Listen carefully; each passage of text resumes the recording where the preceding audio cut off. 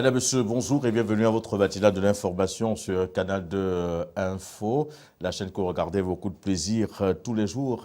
Merci une fois de plus de nous faire confiance. Nous parlons ce matin de l'actualité et en commençant bien évidemment par le Cameroun avec son budget qui a été déjà arrêté avec Serge Mondier. Nous reviendrons sur l'enveloppe budgétaire de cette année au Cameroun, tout comme nous parlerons avec Lille Piedjou de cette rencontre entre le Premier ministre du gouvernement et ses principaux collaborateurs. Il sera également question de la présidentielle en Tanzanie avec la commission électorale qui a déclaré John Magufuli président en dépit de la contestation du côté de l'opposition. Nous irons également en République centrafricaine où la flambée de violence est perceptible et permanente, avec cette fois-ci les médecins de la Croix-Rouge qui sont attaqués.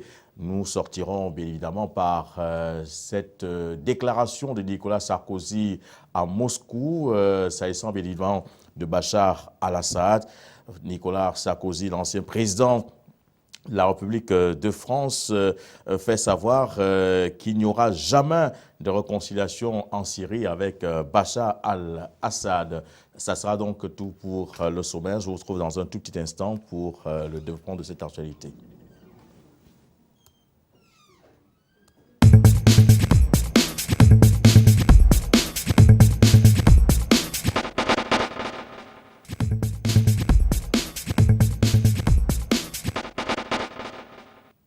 Retour sur ce plateau. Serge Mondier, bonjour. Bonjour Roger, merci de me recevoir sur ce plateau. Je voudrais qu'on parle avec vous de cette enveloppe budgétaire du Cameroun qui est estimée à près de 4 000 milliards.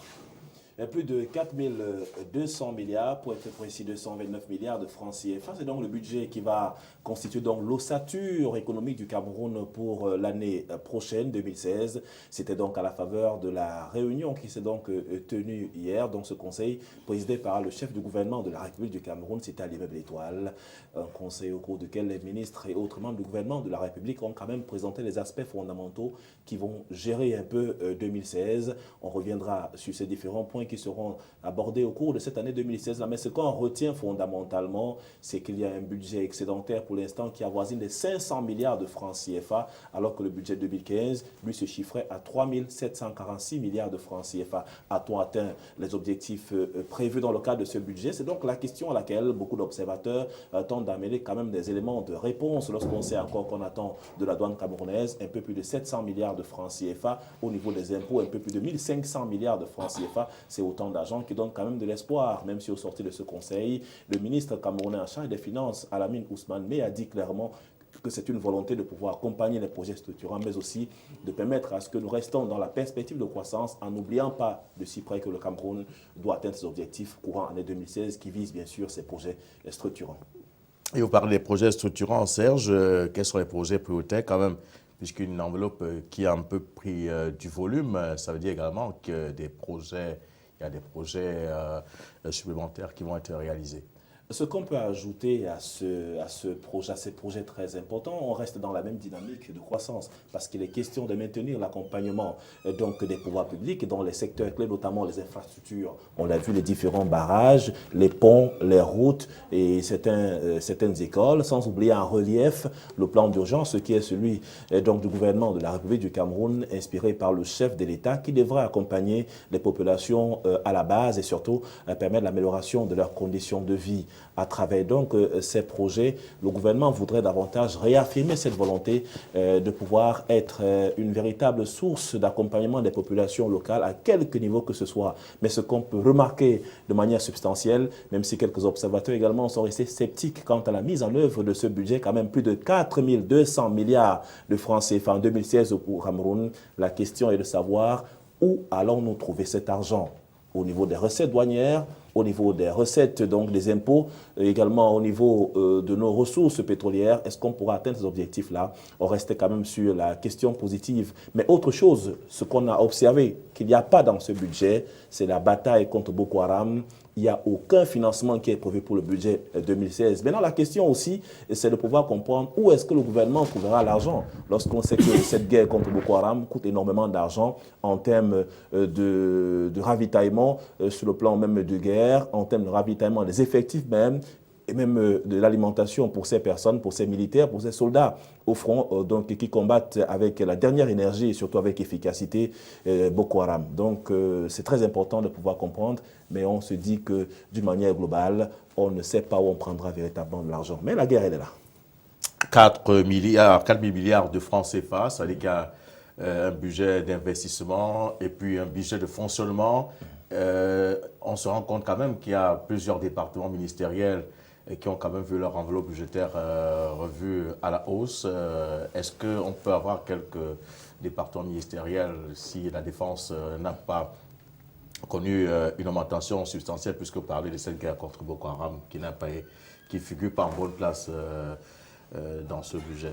Et beaucoup d'observateurs politiques, même de la scène au Cameroun, ont dit clairement que le président de la République, lorsqu'il s'est positionné à Paris en indiquant clairement qu'il déclare la guerre à Boko Haram, il n'y avait pas encore eu au cours de l'Assemblée nationale, même si elle devra plancher sur ce budget de plus de 4 200 milliards qui est adopté aujourd'hui, on n'avait pas véritablement mis sur pied un plan de guerre ou alors un plan de financement de cette guerre-là. Ce qu'on peut aussi dire, c'est que tous les départements ministériels ont eu une augmentation substantielle même par rapport aux différents investissements. Mais on sait que cet argent ira beaucoup plus dans les grands chantiers, dans les travaux publics. Également, une petite parcelle sera aussi accordée pour la mise en place des projets qui ont trait à la santé, qui ont trait à l'épanouissement des populations, mais aussi, surtout, l'accompagnement du plan d'urgence dans les localités camerounaises, le cas par exemple de l'extrême nord et même globalement le septentrion du Cameroun est concerné également par cette enveloppe budgétaire. Ce qu'on pourra aussi ajouter à cet effet, c'est de dire que le Cameroun voudrait se repositionner.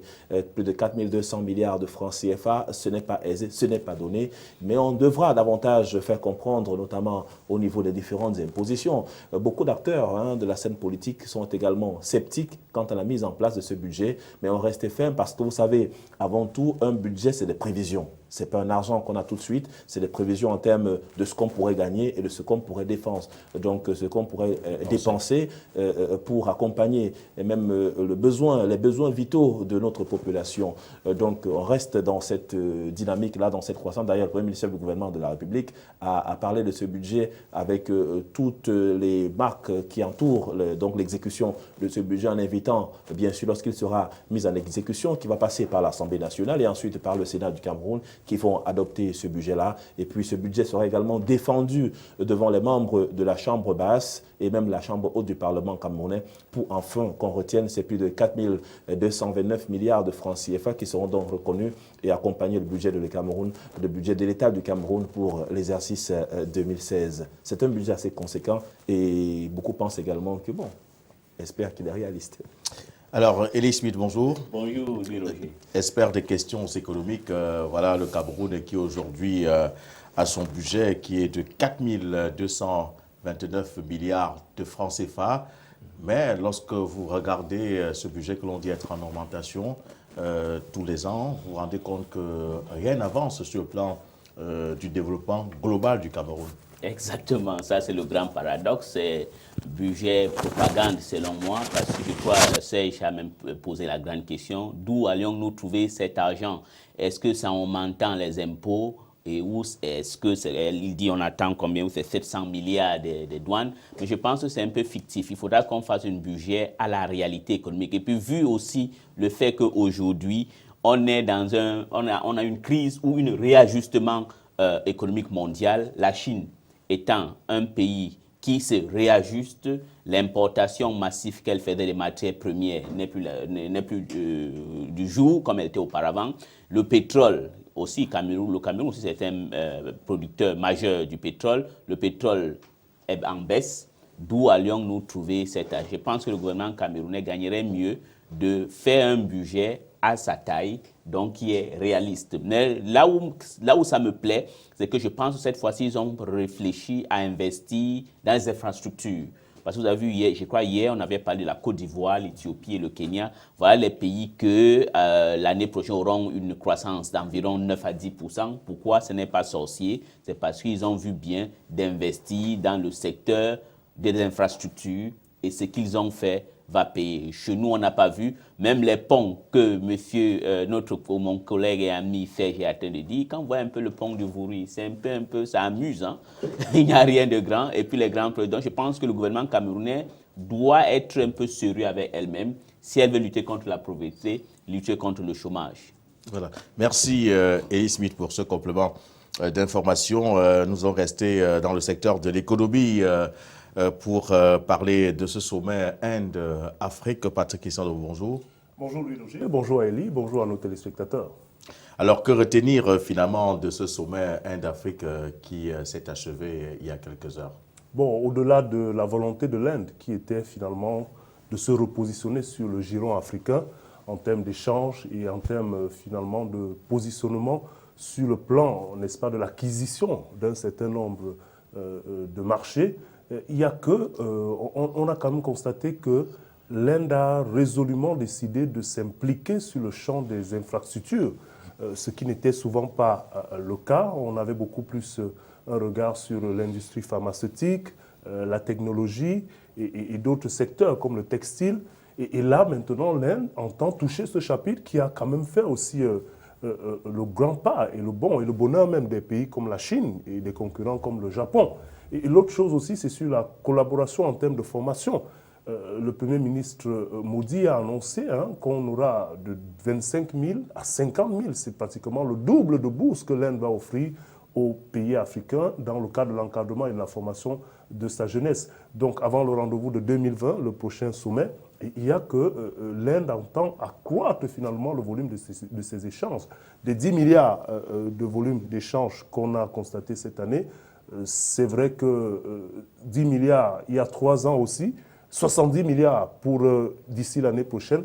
L'Inde entend doubler aussi ce volume-là. Ce n'est pas grand-chose comparé aux 210 milliards de la Chine en Afrique, mais il faut dire que cela marque la volonté de l'Inde de se repositionner en Afrique.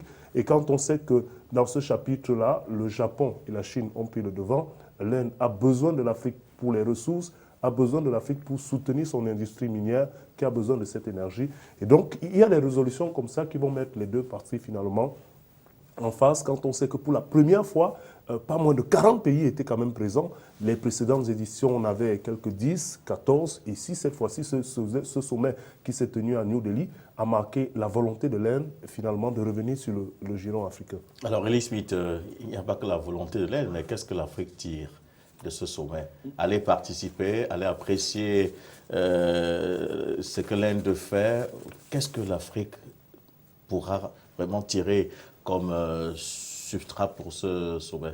Non, ce que l'Afrique peut tirer, c'est qu'on a un autre potentiel acheteur de nos produits de matières premières. La preuve, vous avez vu tous les pays qui sont des grands exportateurs de matières premières ou qui ont des chefs d'État qui sont conscients le poids de l'Inde étaient présents. Vous avez Robert Mugabe qui a failli tomber, parce que c'est l'âge aussi. Hein.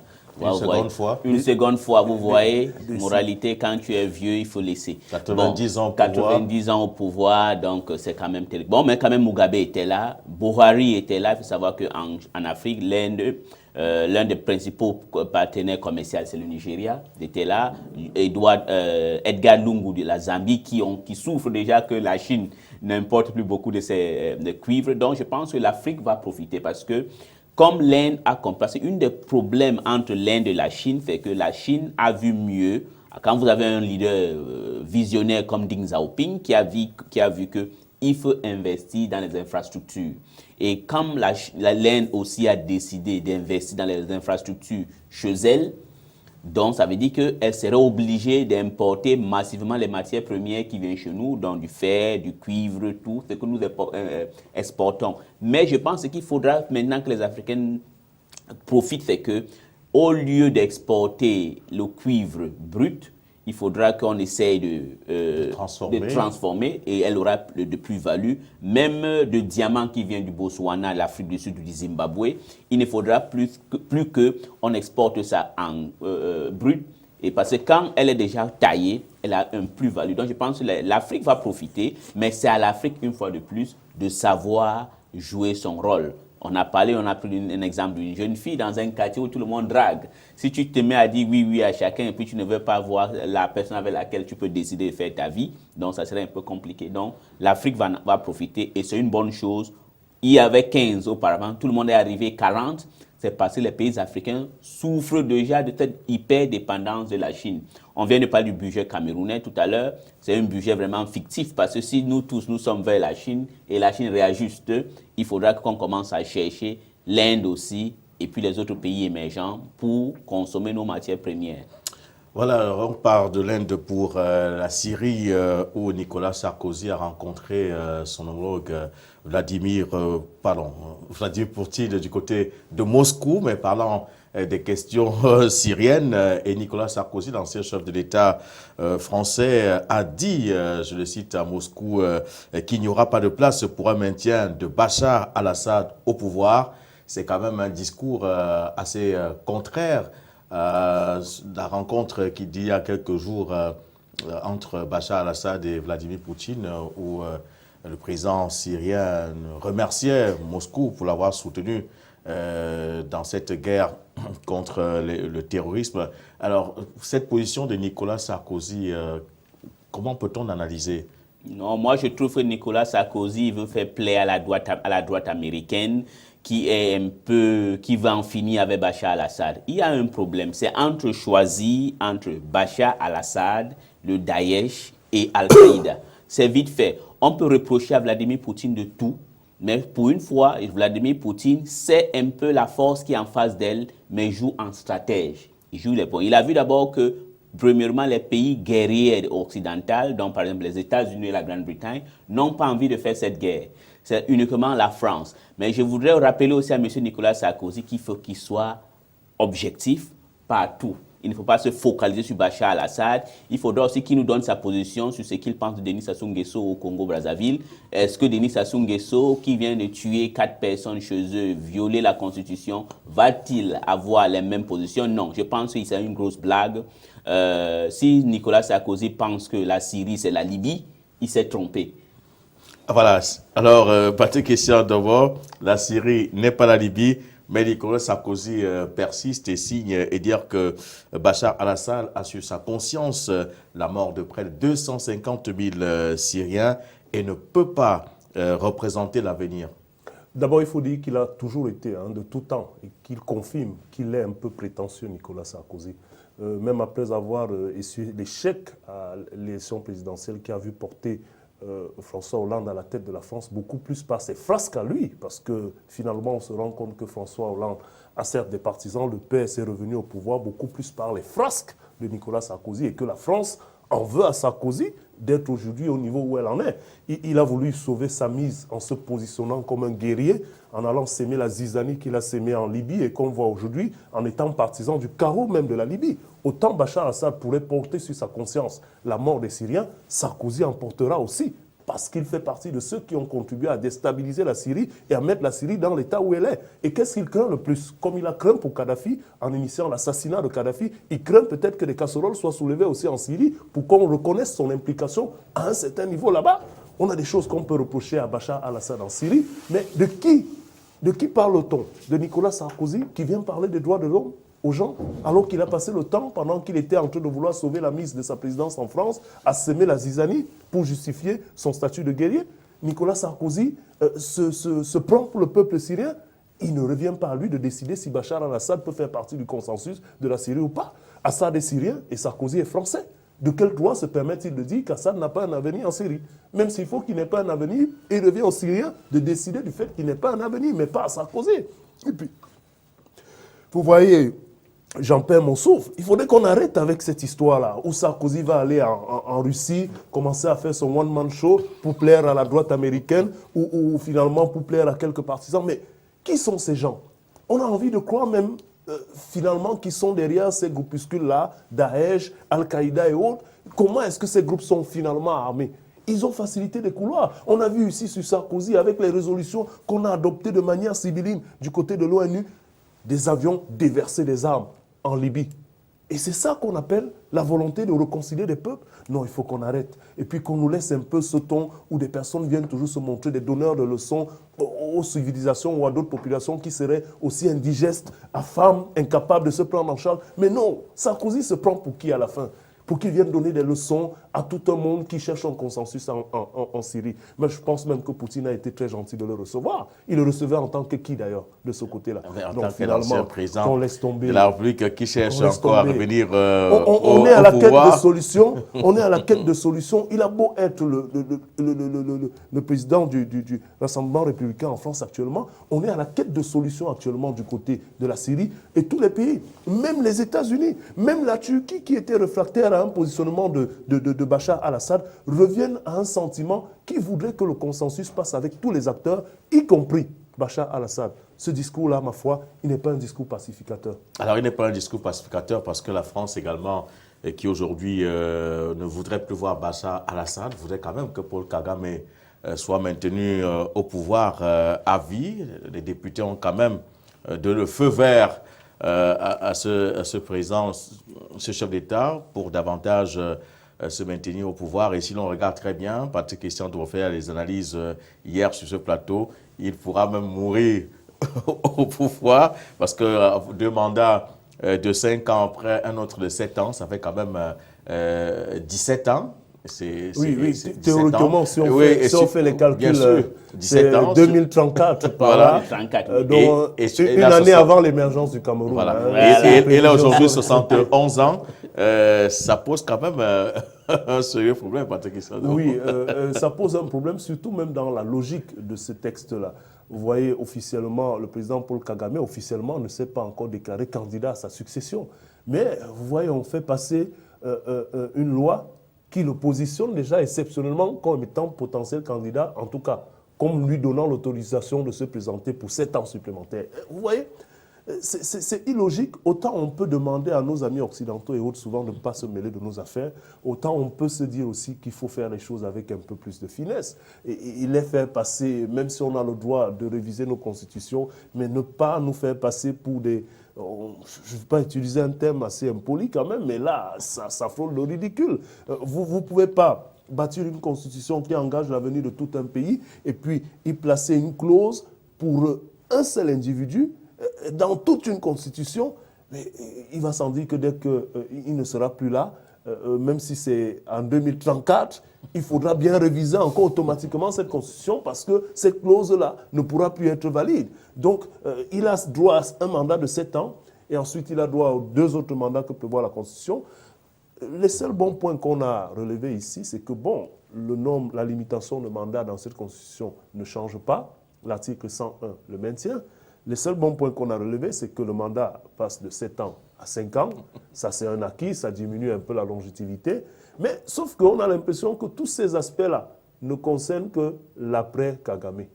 Kagame n'est en rien concerné par ça, parce que lui, il terminera d'abord son règne, n'est-ce pas, à la tête du Rwanda, au mieux jusqu'en 2034. Et après, donc, les autres viendront s'amuser avec la Constitution. Et qui sait, si un autre ne viendra pas dire qu'il faudra tailler une nouvelle constitution à sa mesure lui aussi, et ce sera un cycle de prolongation. Alors, on parle, Elie Smith, d'un glissement de régime qui nous amène pratiquement vers une certaine dictature. Oui, c'est que moi je pense, c'est parce que vous savez, si vous voulez connaître quelqu'un, regardez qui sont ses amis et les livres qu'il lit. Quand vous voyez quelqu'un comme Paul Kagame qui lit le livre Lee Kuan Yew, ça c'est le président, l'ancien président singapourien, il a fait quoi, 50 ans au pouvoir. Vous devez savoir que voilà ce qu'il veut faire. Bon, peut-être la différence c'est qu'il est en train de changer le pays d'une manière économique, mais il faut aussi savoir qu'il laisse les gens venir là-bas faire des reportages objectifs. Il faut savoir que le Rwanda, il profite du fait qu'il y a eu le génocide de 1994. Mais pour informer les autres personnes, il faut savoir qu'il y a eu aussi un autre contre-génocide qu'on ne veut pas en parler. Les 6 millions de gens tués en République démocratique du Congo. Les tueries massives de Hutus qu'on ne veut pas en parler parce que ce n'est pas politiquement correct d'en parler. Tout ça fait que Paul Kagame exagère. Paul Kagame aussi est l'un des gens qui font qu'on ne respecte pas les Africains. Parce que comment veux-tu changer une constitution seulement parce que tu veux te faire plaisir? Et comment les autres vont nous percevoir? Heureusement que dans ce cacophonie, les Paul Kagame, Denis Sassou Nguesso, Pierre Nkurunziza et même Joseph Kabila. Mais pour Kabila, c'est un peu difficile parce que la société civile là-bas ne va pas lui laisser, il va souffrir. Ils font que parmi ces gens-là, de l'autre côté, nous avions des gens qui font plaisir à l'Afrique et qui montrent que l'Afrique n'est pas un seul, l'Afrique est multiple et a d'autres visages. Mais j'espère que c'est son désir de rester jusqu'en 2034, mais peut-être la nature va changer les choses. On a entendu cette nature-là pour d'autres cas. Pour d'autres cas, elle n'est pas arrivée. Alors, cette présidentielle est donc attendue pour 2017.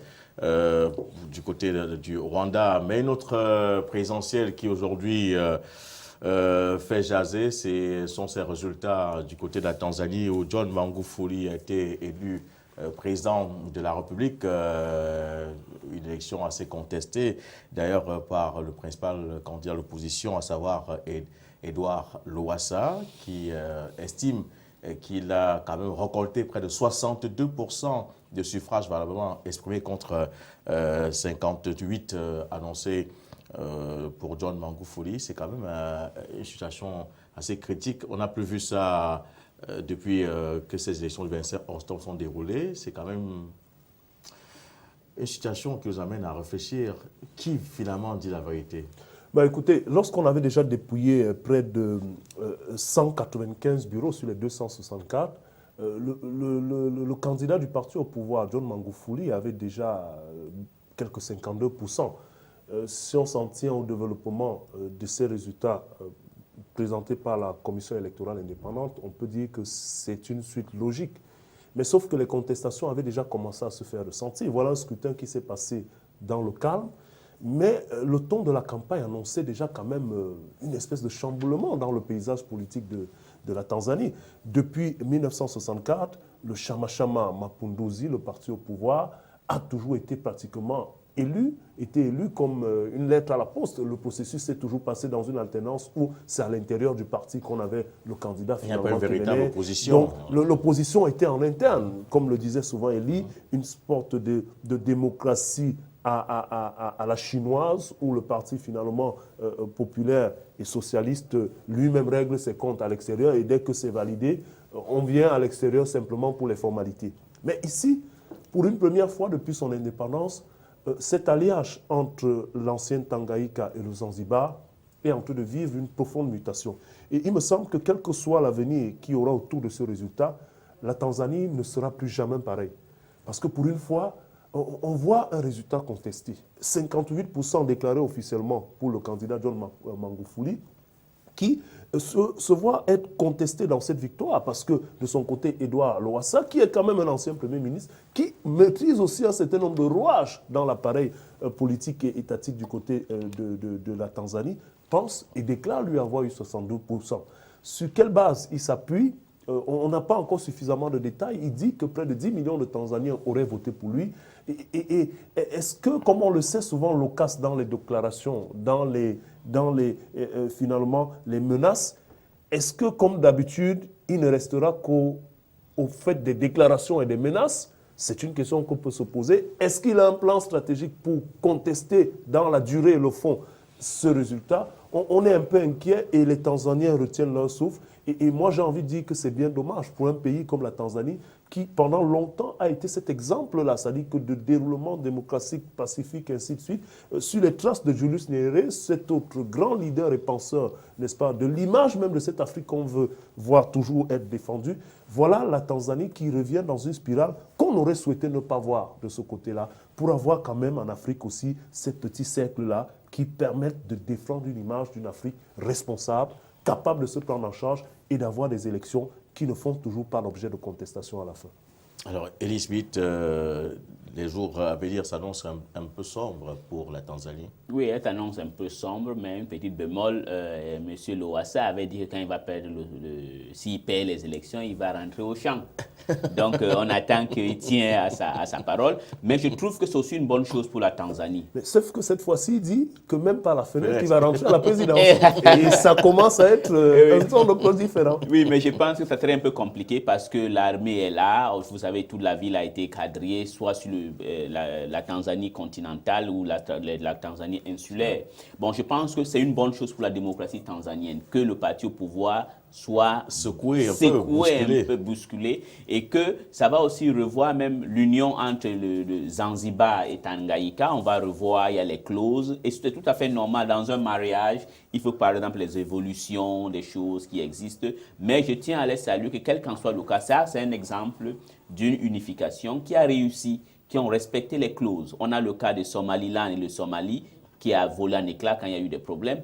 On a le cas, même le Cameroun peut aller apprendre en Tanzanie que quand vous vous unissez, vous ne devez pas être extrêmement dominatrice, détruire la culture de l'autre, essayer de les comprendre. Je pense que c'est une bonne chose. Et même à l'Assemblée nationale va changer. Ça ne sera plus le chamacha à 90%. À 90%, non. Je trouve que c'est une bonne chose pour la démocratie tanzanienne. Peut-être eux peuvent aussi aller apprendre au Nigeria, parce qu'en 2011 au Nigeria, il y a eu une grande contestation, mais après l'opposition s'est dit, OK, voilà comment nous allions faire en 2015. Et en 2015, ils ont eu gain de cause. Je pense que ça serait bien.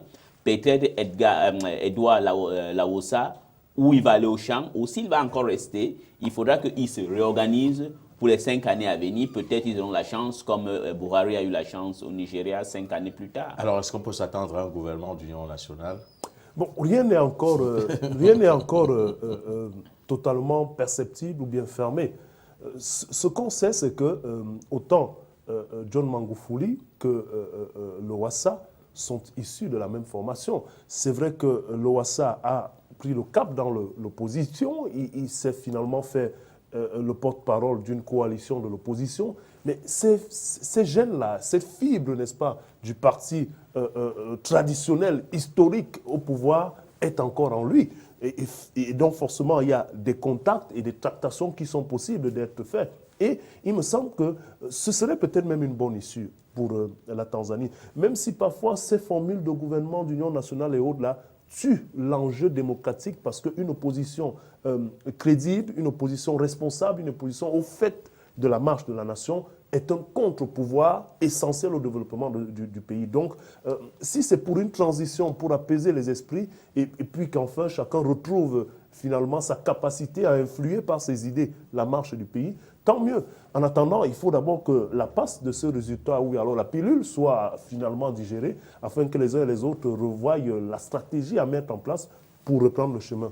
Alors, une autre pilule qui a été très facile à digérer, c'est cette pilule au Burkina Faso, avec le gouvernement de transition qui a quand même décidé de rebaptiser les camps militaires avec les noms de ces soldats officiers haut gradés qui ont marqué la République. On a par exemple le camp militaire de Mpo qui porte désormais le nom de Thomas Sankara. C'est quand même des actes qui amènent, qui concourent à l'apaisement, Patrick Santoro. Je ne sais pas si ces actes-là vont concourir à l'apaisement. Dans le principe, c'est toujours bien de valoriser des figures qui, d'une manière ou d'une autre, ont porté le rêve ou bien ont accompli une mission dans l'édification d'un peuple et d'une nation. De tout temps et dans tous les espaces, il me semble que c'est toujours bienvenu. On ne peut pas s'opposer à cette stratégie-là.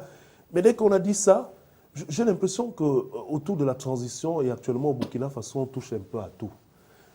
On est un peu trop sur l'émotionnel et on veut surfer sur une fibre de satisfaction autopopuliste. Et c'est ça le danger. Parce qu'il faudrait que de telles actions prennent leur source dans une démarche, une genèse qui finalement ne se situe pas dans des positionnements même intentionnels et non avoués. Et c'est en cela que je crains finalement les actions que la transition mène actuellement au Burkina Faso. Il est important de réconcilier les Burkinabés avec eux-mêmes, mais il est important surtout de prendre le temps avant. Qui plus que Sankara mérite d'avoir son nom sur une base militaire, peut-être même que mieux. Qui plus que finalement le général Babassi, qui lui aussi a été pendant longtemps chef d'état-major avec une certaine poigne, qui a ramené le Burkina Faso d'une culture de coup d'État à la période démocratique. C'est-à-dire qu'on va dire que c'est une démocratie questionnable peut-être, mais on peut reconnaître que les 27 ans de Blaise Compaoré ont quand même éloigné le spectre du coup d'État qui était régulier au Burkina Faso. Donc, on peut être satisfait de voir un monument comme Sankara, par exemple, être porté ici au devant de la scène, une reconnaissance, juste reconnaissance. Mais après, quand on regarde le fondement et la structuration d'une telle démarche, on se dit finalement que la transition touche un peu trop à tout et peut-être précipite un peu trop un certain nombre de choses qui auraient pu avoir un peu, je vais dire, un peu plus de crédibilité dans un autre contexte. Voilà. Et ce n'est pas certainement le même avis que va partager Elie Smith. Oui, moi, je ne suis pas du même avis. Je suis tout à fait content de ce que la transition fait. Donc, mais c'est une leçon aux gens qui sont au pouvoir et qui décident de se donner les noms avenues, ceci, stade, cela. Non, je crois que c'est Ojukwu qui disait ça pendant la guerre. Vaut mieux que c'est le peuple qui vous désigne, au lieu que c'est vous. Parce que tous les monuments là où les gens créent leur stade et les routes à leur nom, quand ils ne sont plus là, on va enlever parce que c'était des usurpateurs qui le font. Donc moi, je trouve que c'est quand même normal, Thomas Sankara, qu'on lui donne quelque chose au Burkina Faso ou les autres qui ont contribué. Alors, je comprends que vous dites que la transition touche un peu à tout, mais il faut. Parce que pendant 27 ans d'un système, c'est comme quelqu'un qui a toujours été dans une prison. Il y a des choses à faire pour calmer. Je crois que la contribution de la transition va aussi aider à apaiser la situation au Burkina Faso. Et une situation qui n'est pas du tout apaisée, c'est en RCA, où c'est maintenant la Croix-Rouge qui est attaquée. C'est quand même assez surprenant. Alors, qu'est-ce que les gens cherchent finalement en RCA? On se pose la question. On se pose la question, même si je me demande aussi ce que la transition cherche vraiment au Burkina Faso, et on aura l'occasion de revenir là-dessus.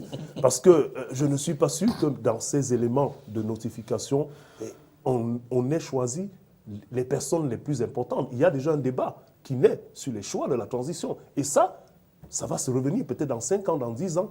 Et le risque qu'on a, ce sera que d'autres qui arrivent au pouvoir viennent débaptiser ceux qui ont été baptisés parce que le consensus n'a pas été trouvé sur la formulation. En tout cas, en attendant... En RCA, lui, Roger, vous voyez, et vous avez souvent coutume de le dire, chaque fois qu'on a comme l'impression qu'une frange des acteurs potentiels d'un processus dans un pays, c'est la même chose qu'on disait de la transition au Burkina, chaque action qui exclut des acteurs, même peut-être pas très influents d'un processus, a toujours des revers.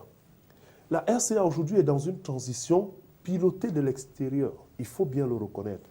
Pilotée de l'extérieur, pas pour le bien du peuple centrafricain. Et malheureusement, le peuple centrafricain, ou en tout cas une frange de la population, les bandes armées et groupuscules, sont utilisés pour mettre en marche ces stratégies-là. Le kilomètre saint, le quartier fameux kilomètre saint, qui est toujours cet épicentre, n'est-ce pas, de ces répressions, de ces crimes et de ces revendications, est-ce qu'il n'est pas connu de ces forces d'interposition qui sont là-bas? On a eu l'assassinat de 2 dirigeants de l'UPC, cette frange de l'Est-Séléka, qui a déclenché cette autre spirale de violence. Et dit-on, voilà des personnes qui sont invitées pour une négociation connues par le gouvernement ou pas connues par le gouvernement, mais dans un giron et un quartier où on sait que les tensions sont les plus perceptibles.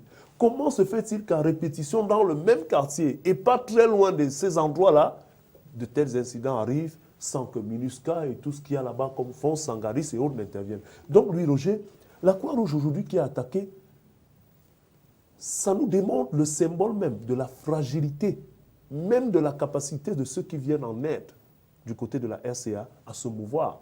Si ceux qui viennent vous porter, vous les blessés, vous qui vous déchiquetez, ne peuvent plus le faire, c'est le chaos. Et ceux qui sont là pour vous sécuriser, à mon sens, n'ont plus leur place là.